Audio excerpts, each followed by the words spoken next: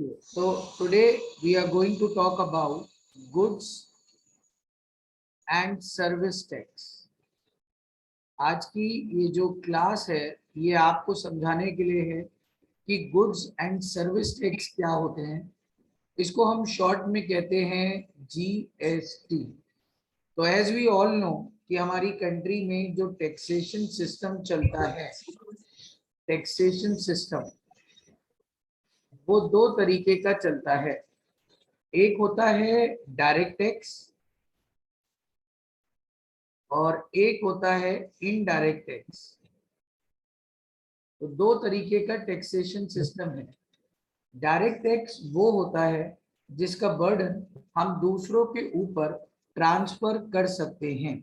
तो अगर मैं डायरेक्ट टैक्स की डेफिनेशन आपको दूं तो इसका मतलब है whose burden not be transferred, cannot be transferred। तो डायरेक्ट टैक्स वो होता है जिसका बर्डन मैं दूसरे के ऊपर ट्रांसफर नहीं कर सकता हूं, और इनडायरेक्ट टैक्स वो होता है जिसका बर्डन मैं दूसरे के ऊपर, बर्डन कैन बी ट्रांसफर, मैं दूसरे के ऊपर ट्रांसफर कर सकता हूं। हमारी कंट्री में जो डायरेक्ट टैक्स है वो एक ही है जिसका नाम है इनकम टैक्स। ये डायरेक्ट टैक्स है, ये जिस पर पड़ेगा, मैं कमाता हूं तो मुझे ही टैक्स देना पड़ेगा। मैं ये नहीं कह सकता इनकम टैक्स वालों से कि मेरे बगल में एक आंटी रहती है, बुढ़िया है, उनका आगे पीछे कोई नहीं है, मेरे से मतलब प्रॉपर्टी बहुत है, उनसे ले लो। तो इनकम टैक्स वाले कहेंगे नहीं सर, जो कमाता है उसी को देना पड़ेगा, हम इसका बर्डन दूसरे के ऊपर ट्रांसफर नहीं कर पाएंगे। इनडायरेक्ट टैक्सेशन क्या होता है जिसका बर्डन हम दूसरे के ऊपर ट्रांसफर करते हैं। जैसे अगर सरकार ने कहा कि अब सर्विस पर टैक्स जाएगा और 500 रुपए मान लेते हैं, परसेंटेज में होता है वैसे तो, 500 रुपए सर्विस पे टैक्स जाएगा जो भी आप सर्विस देंगे। तो अगर मैं आपको पढ़ाता हूं और आपसे फीस लेता हूं तो आपकी जो फीस होगी वो पर आवर 500 रुपीज इंक्रीज हो जाएगी, क्योंकि ये सर्विस टैक्स है, मैं अपनी पॉकेट से नहीं दूंगा, मैं इसका बर्डन दूसरों के ऊपर यानी अपने कस्टमर्स के ऊपर ट्रांसफर कर दूंगा। तो indirect tax are those tax whose burden can be transferred from one person to another। There are lots of indirect taxes in our country, पहले चलते थे, जैसे VAT, service tax, entertainment tax, excise duty and बहुत सारे, I can not even name them all. बहुत सारे taxes होते थे और एक बिजनेसमैन को बड़ी दिक्कत होती थी। पहले गुड्स पे अलग टैक्स लगता था और सर्विसेज पे अलग, और variety of taxes were there. तो बिजनेसमैन ने मोदी यानी कि हमारी सरकार से एक गुहार लगाई और उन्होंने कहा कि हे मोदी, अगर आप हैं तो हमारी बात सुनिए, हम यहाँ पर दुकान चलाने बैठे, बिजनेस करने आए हैं, हमें ये फाइलें मेंटेन करना और ये टैक्स वैक्स का झाड़ देखना हमारे लिए पॉसिबल नहीं हो पा रहा है, kindly help us. Modi television पर आया और भाइयों और बहनों बोला, और जैसे ही वो भाइयों और बहनों बोलता है समझ लो बम फटने वाला है। उसने बोला कि भाइयों और बहनों, मेरे प्यारे भाइयों और बहनों, आज से आपकी स्पेशल रिक्वेस्ट पर सारे इनडायरेक्ट टैक्सेस को हम बंद करते हैं, इट इज एबॉलिश। तो सबने शुरू कर दिया मोदी की जय, मोदी की जय। मोदी बोला पूरी बात सुन लो, पहले जय जय करते रहते हो। सारे टैक्सेस को हमने बंद कर दिया, हमने इसे एक बास्केट में डाला जिस बास्केट का नाम हमने रखा जीएसटी। पहले गुड्स पे अलग लगता था, सर्विस पे अलग लगता था, अब सब पे एक ही टैक्स है जिसका नाम है जीएसटी। और इसका स्लोगन उन्होंने दिया, one nation one tax. Bharat एक है तो टैक्स भी एक ही होगा, जिसको हम लोगों ने नाम दिया गुड्स एंड सर्विस टैक्स। अब जो हमारा टैक्सेशन सिस्टम जीएसटी का है, देखिए हमारी सरकार जो होती है वो दो तरीके की होती है, एक होती है सेंट्रल गवर्नमेंट और एक होती है स्टेट गवर्नमेंट। जो सेंट्रल गवर्नमेंट होती है उसको पूरे देश को मैनेज करना है, चलाना है, और स्टेट गवर्नमेंट को अपनी स्टेट को चलाना है। Central government is just like पापा एंड स्टेट गवर्नमेंट इज बच्चा। ठीक है, तो बच्चे को भी चलाना है, अपने घर को, अपने पॉकेट मनी देखनी है। सेंट्रल गवर्नमेंट को यानी पापा को भी पूरे बिजनेस और अपने घर को मैनेज करना है। तो बेटा हमारी जो सेल और परचेज होती हैं, जो हमारे गुड्स होते हैं, उसमें जो सेल और परचेज होती हैं वो दो तरीके की होती हैं। एक होती है intra state sale and purchase और एक होती है inter state sale and purchase.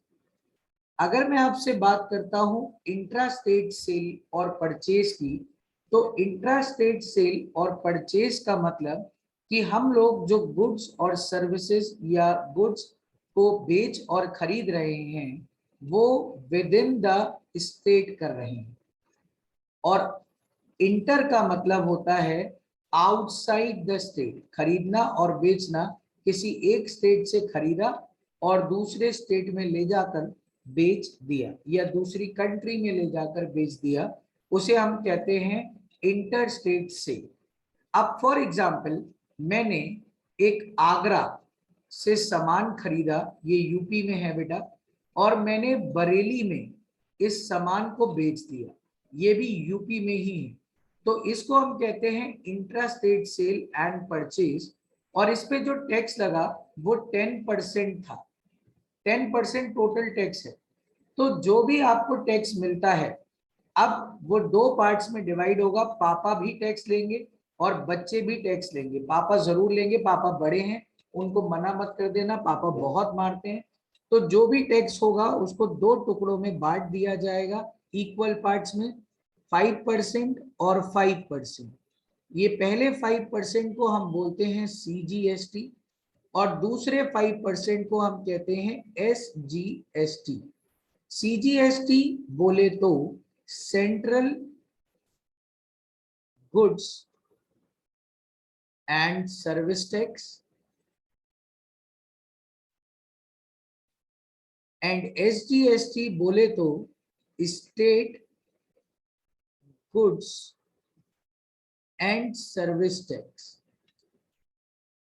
अब ये तब होता है जब विद इन द स्टेट हो, तो जो भी टैक्स कलेक्ट या पे होता है दो टुकड़ों में उसे डिवाइड कर देते हैं। अगर आपने कभी शॉपिंग करी हो कहीं पे भी अपनी सिटीज में, अगर आप बैंगलोर से हो, बैंगलोर में शॉपिंग करी हो, तो आपने बिल के नीचे देखा होगा कि उसमें दो तरीके के टैक्सेस इक्वल लगे होते हैं, CGST और SGST, क्योंकि वो दो पार्ट्स में डिवाइड हो जाता है, एक सेंट्रल गवर्नमेंट को जाता है और एक स्टेट गवर्नमेंट को। अब अगर आप आगरा यूपी से सामान खरीदते हो और उसे मुंबई महाराष्ट्र में बेचते हो, तो ये आउटसाइड द स्टेट हो गया। और आउटसाइड द स्टेट में अब जो टोटल टैक्स कलेक्ट हुआ वो इन बच्चों के पास नहीं जाएगा, वो सिर्फ पापा के पास जाएगा और उसका एक ही नाम होगा IGST, जिसको हम कहते हैं integrated goods and service tax. इसको हम IGST के नाम से जानते हैं। अब जो GST होगा उसको एक एग्जांपल से मैं आपको समझाता हूं कि GST क्या होती है। लेट्स एज्यूम कि हम लोग सारे ट्रांजैक्शंस को intra state sale and purchase कर रहे हैं। इंट्रा मतलब विद इन द स्टेट, और उसमें जो भी टैक्स लगेगा या हम पे करेंगे उसको they will be divided into two parts, CGST and SGST। Now suppose there is a dealer, एक डीलर का नाम है मिस्टर एक्स, इसने गुड्स खरीदे मिस्टर वाई से 1 लाख रुपीस के, उसने परचेज करे और उस पे GST जो था वो 10% लगा। अब जब मिस्टर एक्स वाई को पेमेंट करेगा तो परचेज जब वो करेगा तो परचेज थी 1 लाख की, ये परचेज हो गई। अब उसके बाद इस पे जीएसटी लगा 10%। तो जब टैक्सेस पे करते हैं, जब हम कुछ खरीदते हैं और उस पे जो टैक्स पे करते हैं, उस टैक्स को हम बोलते हैं इनपुट टैक्स। तो इनपुट टैक्स वो पे करेगा, और इनपुट टैक्स दो पार्ट्स में डिवाइड होगा।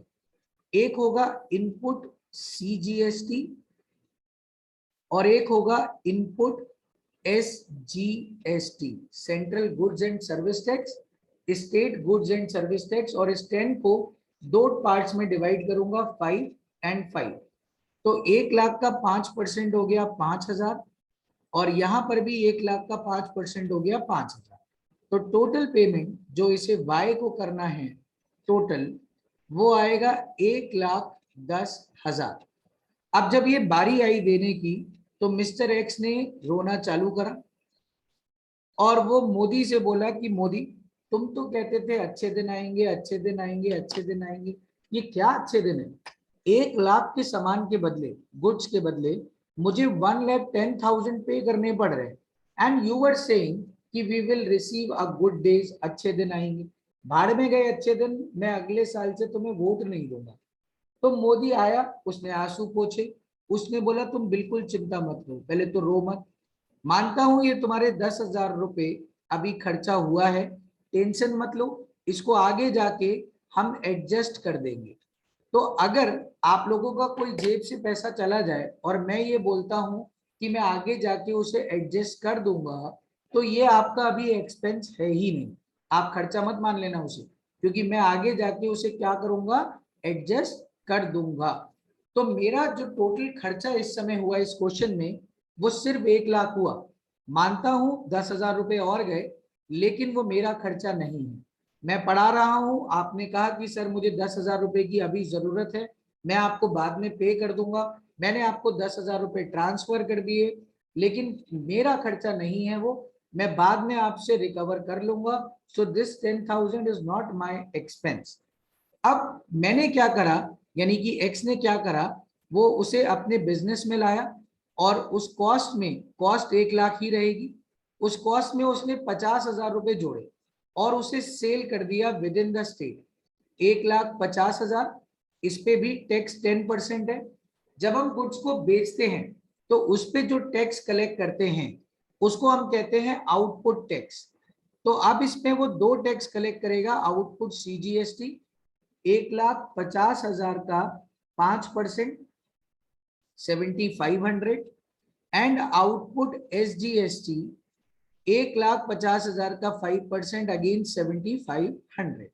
और टोटल जो वैल्यू आएगी वो आएगी 1,65,000। ये मैंने सामान बेचा और टोटल मनी इतना रिसीव करा। अब जैसे ही मैंने ये रिसीव करा, मैंने अपनी वाइफ को फोन किया, मैंने बोला सुनो भाग्यवान, मैं टोटल 1,65,000, 1,65,000 रुपीज मुझे मिले हैं। आज हम गाना गाएंगे, आज ब्लू है पानी पानी, और हम डांस करेंगे, पार्टी करेंगे, क्योंकि 1,65,000 मिले। जब मैं ये कह रहा था, पीछे मोदी अंकल खड़े थे। मोदी अंकल बोले जरा बीवी को दोबारा फोन करो और उनसे ये मत कहो कि 165 की कमाई हुई, ये बोलो 150 की कमाई हुई। मैंने बोला क्यों अंकल? उन्होंने बोला कि ये जो कस्टमर से आपने पैसे लिए, ये आपने कह के लिए कि आपने टैक्स लिया है, और टैक्स किसका होता है? गवर्नमेंट का। ये पैसा हमें दे दो, बाकी अपना पैसा आप ले लो। तो मैंने कहा ठीक है मोदी अंकल, लेकिन आपने भी तो मम्मी कसम खाई थी कि ये वाला जो टैक्स मैं पे कर चुका हूं ये आप एडजस्ट करेंगे। तो अगर मैं अपनी टैक्स लाइबिलिटी की बात करूं कि मुझे सरकार को कितना पे करना है, तो वो आएगा जो मैंने आउटपुट टैक्स कलेक्ट किया, ये मैंने टैक्स को कलेक्ट करा on sale of goods, minus input tax जो मैंने पे करा, tax paid on purchase of goods. तो अगर मैं कहता हूं कि मेरी आउटपुट सीजीएसटी की लाइबिलिटी क्या है, तो 7,500 माइनस 5,000, 2,500 मेरी लाइबिलिटी है। अगर मैं कहता हूं मेरी आउटपुट एसजीएसटी की लाइबिलिटी क्या है, तो 7500 जो कलेक्ट करा, 5000 जो मैंने पे करा, वो मेरी आउटपुट एसजीएसटी की लाइबिलिटी है। अब talking about the definition of output tax, ये होता है tax collected on sale of goods and services. And talking about the input tax definition, tax paid on purchase of goods and services. It is a liability for the firm, क्योंकि ये मेरे को सरकार को देना है और ये मैं एडवांस पेमेंट कर दिया था, एडजस्ट करना है आगे, तो ये फर्म के लिए एक एसेट है। अब अगर मैं इसको जर्नल एंट्री से इसी क्वेश्चन को समझाऊं, तो जर्नल एंट्री, पहली एंट्री आपने परचेज करा था, तो आपने एंट्री करी परचेजेस अकाउंट डेबिट। परचेज करा था 1 लाख का, उस पे आपने टैक्सेस पे करे, input CGST account debit 5000, input SGST account debit 5000 to, आपने ये जो गुड्स खरीदे थे ये वाई से खरीदे थे, तो टू मिस्टर वाई आपको उनको 1,10,000 रुपए देने हैं। अब कोई आपसे पूछे कि ये टैक्स डेबिट क्यों हुआ, आप ये मत कह देना कि ये एक्सपेंस है, डेबिट ऑल एक्सपेंसेस, नहीं, ये आपकी एसेट है, आपने एडवांस में पे करा था और एसेट्स हमेशा डेबिट होती हैं। अब अगर मैं कहता हूं आपने वही गुड्स उठाकर जेड को बेच दिए, तो आपने एंट्री करी जेड डेबिट टू सेल्स, ये तो आप करते ही थे, और आपने टैक्स कलेक्ट करा तो वो क्रेडिट होगा, आउटपुट सीजीएसटी और आउटपुट एसजीएसटी। आपने सामान बेचा 1.5 लाख रुपए का, जिसपे आपने 2 टैक्सेस कलेक्ट करे, सीजीएसटी 7,500, पीछे समझा दिया, एसजीएसटी 7,500, टोटल अमाउंट आपको मिला 1,65,000। ये रहा क्वेश्चन, इससे मैंने आपको समझाया। अब अगर मैं कहता हूं कि ये क्रेडिट क्यों हुआ, ये इनकम नहीं है, ये टैक्स क्रेडिट ऑल इनकम मत कहना, ये मेरी लाइबिलिटी है, सरकार का पैसा कलेक्ट करा तो ये क्रेडिट होती है लाइबिलिटी हमेशा। अब मैं बड़ी इंपॉर्टेंट एंट्री की बात करूंगा जिसको हम बोलते हैं एडजस्टमेंट एंट्री। सीजीएसटी और एसजीएसटी को एडजस्ट करूंगा आउटपुट को इनपुट से। अभी तक आउटपुट जो था वो क्रेडिट हुआ था, अब आपको उसे एडजस्ट करना है तो आप उसे डेबिट करेंगे, आउटपुट सीजीएसटी, इसको खत्म करना है, इसको भी खत्म करना है, CGST account debit 7,500, output SGST account debit 7,500, input अभी तक डेबिट हुए थे, इनको खत्म करना है, क्रेडिट करोगे, to input CGST 5,000, to input SGST 5,000। अब जो भी बच रहा है ये 15,000 हो गए टोटल, ये 10,000 हो गए, 5,000 अभी भी बच रहा है, ये सरकार का पैसा है, आप सरकार को प्लीज दे दीजिए वरना सरकार बहुत मारेगी। ये कैसे निकला, ये इस फॉर्मूले से निकला, 2,500 सीजीएसटी की लाइबिलिटी है और 2,500 एसजीएसटी की लाइबिलिटी है। तो आपको ये कॉन्सेप्ट क्लियर हो गए होंगे, ऐसी उम्मीद की जाती है। जीएसटी के बारे में कोई भी और सूचना तो बेटा आप मुझसे जल्दी से इस बात को पूछ सकते हैं।